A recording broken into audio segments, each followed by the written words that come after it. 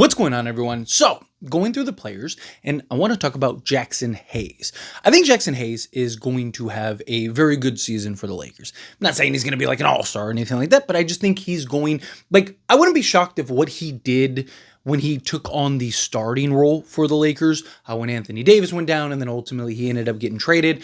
I wouldn't be surprised if he does that this year, but off the bench for the Lakers. I like Jaxson Hayes. He is the type of big man that you want alongside Luka. I don't like Jaxson Hayes as your starter. I don't like him as one of your main top-end centers.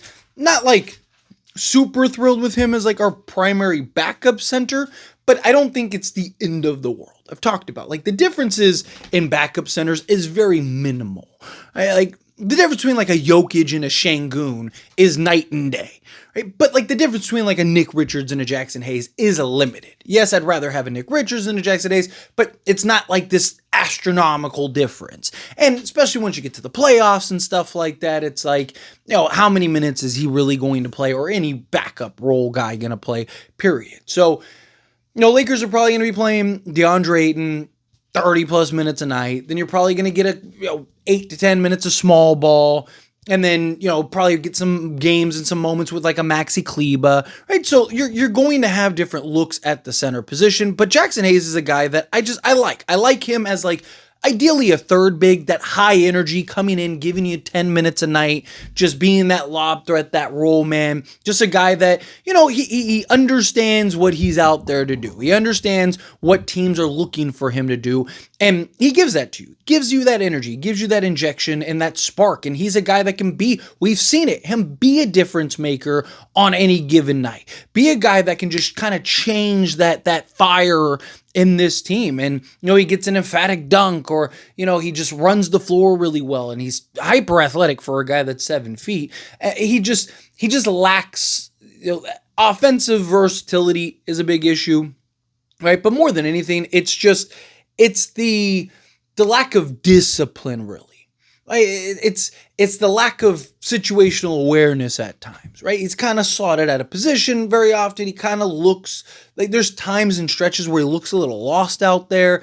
And it's not like a JJ thing. He's had that issues with Darvin. He had those issues with the New Orleans Pelicans, right? And, on the defensive side of the ball, he struggles to defend without fouling and staying in front of guys. But look, he did show glimpses and he did show stretches.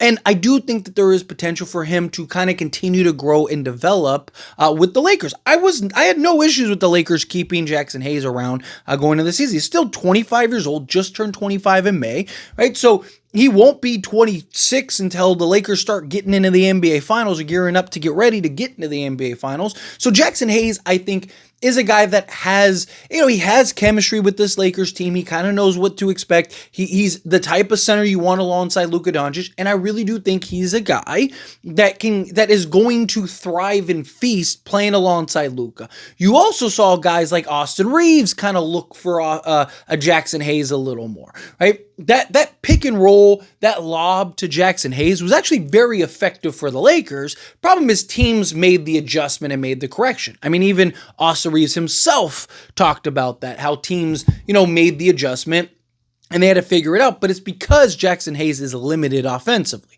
right? I've talked about in the DeAndre Ayton video where I break down Ayton, right?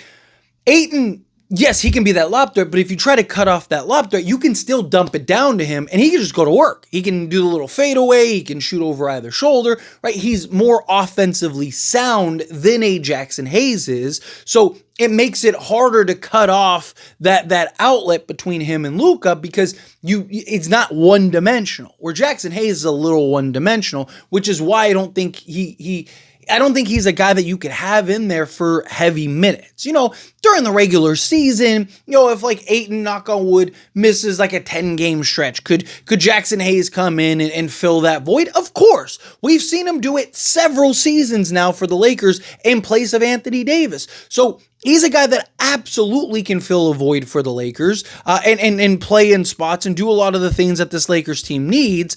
And he has that understanding. He knows what's expected of him. He knows what this team's looking for him to do when he's out there. So I don't mind keeping Jaxson Hayes. And I do. Again, I think he's a guy that could have a really solid season for the Lakers. The last season, right, he averaged 6.8 points, 5 rebounds, and an assist, right? Which is funny because that's his career averages, nearly identical.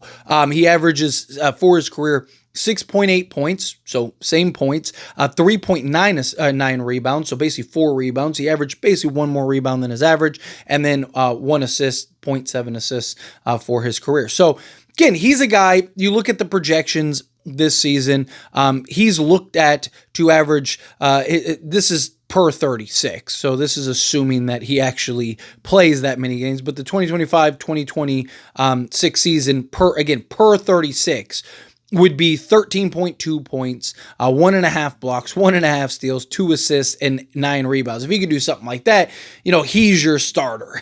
So that's the guy that you want and need. But I look at this Lakers team, and I think, he averaged 19.5 minutes per game. I think it'll be slightly less than that. I think he'll probably be around, on average, maybe 15 minutes a game, assuming DeAndre Ayton's healthy and does what you need from him this season. He gets basically 4 field goal attempts, shot 72.2% from the floor.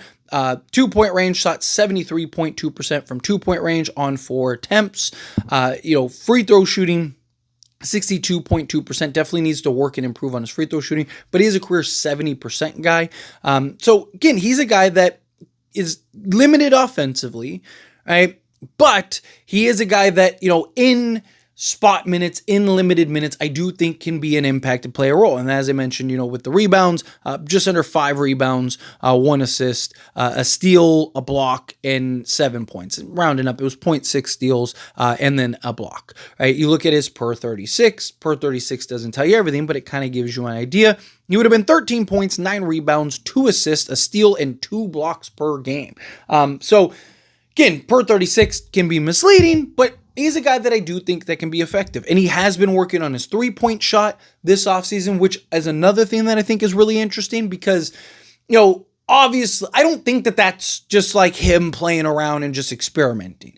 I think the Lakers are, at least have the, hey, we want to see you kind of improve that 3-point shot, because what's one of the things that Luka Doncic wants? He wants that floor spacing big man, right? And Ayton has shown a little bit of the ability, right? But Jaxson Hayes is a guy that has shown in the past, like with the Pelicans, the ability to stretch the floor and knock down the 3-ball. It's not something that he's gotten the opportunity to do regularly. So I'm curious to see, do the Lakers actually make that an element to his game next season? Do the Lakers kind of give him a little bit of the green light in order to get shots off and things like that? Because if he could, that'd be fantastic, right? Like if he can, I'm not expecting him to shoot 40% from 3-point range or anything, but if he can be, 35% from 3-point range, which isn't really that crazy, right? So if he could be something like that for the Lakers, it's just like the volume and how many attempts and things like that, right? So the most attempts he's ever taken in a season was just under 1 attempt,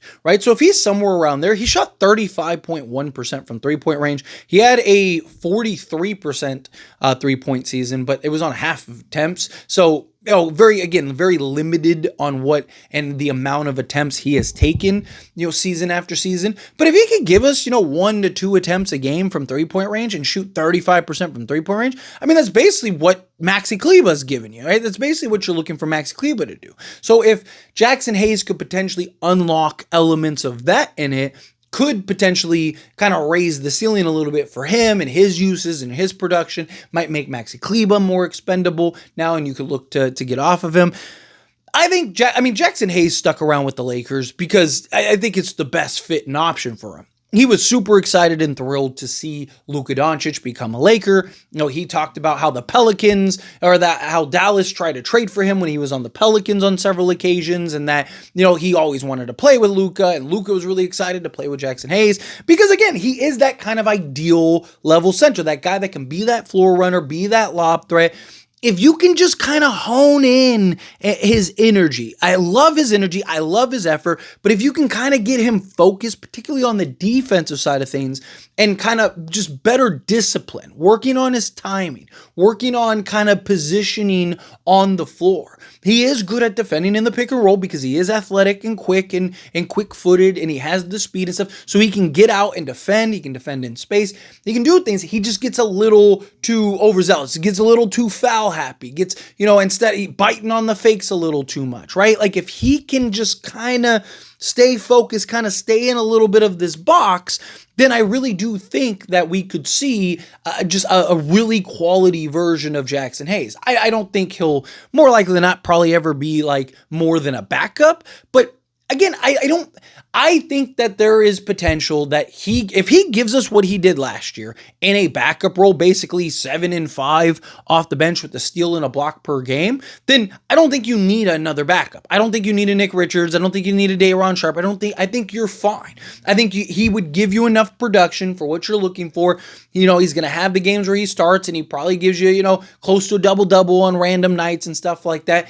If he can basically do what he did last year for the Lakers this year off the bench and playing alongside Luka, I don't think that that's far-fetched. I wouldn't even be surprised if he's like a 10 and 5 guy off the bench for the Lakers, because Jaxson Hayes and Luka Doncic are going to be able to kind of continue to expand and grow on that pick and roll, on that lob threat, having Jaxson Hayes being a cutter, right? Also, if he does have the ability to stretch the floor, and he does, show at least a little bit of consistency in that regard, you could even tuck him away on the corner and have him be, a backdoor cutter from, the weak side help. And now you got that kind of lob threat, and with his size, his athleticism, his foot speed, I think you could kind of potentially have some even action there in that regard. So I'm excited to see how Jaxson Hayes plays out. I'm excited to see how, what he's able to do and accomplish and achieve for this team. Because I think right now it's like, okay, we need a 3-and-D wing. A backup center would be nice, but I don't know if it's entirely necessary. Right? I think Jaxson Hayes is going to be able to hold that down for this Lakers team this year, and I think he's going to play a real key role. I think him and Luka Doncic are just going to continue to grow and develop their relationship, and I think that you're going to see the best version of Jaxson Hayes with the Lakers that we have seen. Honestly, because I think Luka I think he's going to thrive tremendously off of playing off of Luka and having that constant lob threat and having that role, and he knows where he needs to be. He knows how to run the floor. Like, you never question Jaxson Hayes' effort, right? You always know what you're going to get from Jaxson Hayes, and that's exactly what this Lakers team needs. That high effort, that high energy, that athleticism, that foot speed, right? Running the pick and roll with Luka Doncic. I think Jaxson Hayes could be one of the more surprising players, and looks like, man, he really took some growth this season, but I think a lot of it is just Jaxson Hayes, and he got the familiarity, right? But anyway, as always, this is a discussion. I pass a question to you. Let me know your thoughts and opinions down in the comments. That being said, if you haven't liked this video, hit that like button. Helps me a lot. So we enjoy these types of videos. Truly appreciate it. Not subscribe channel, hit that subscribe button. Turn on the bell notifications. Appreciate y'all. See you in the next one. Thank you.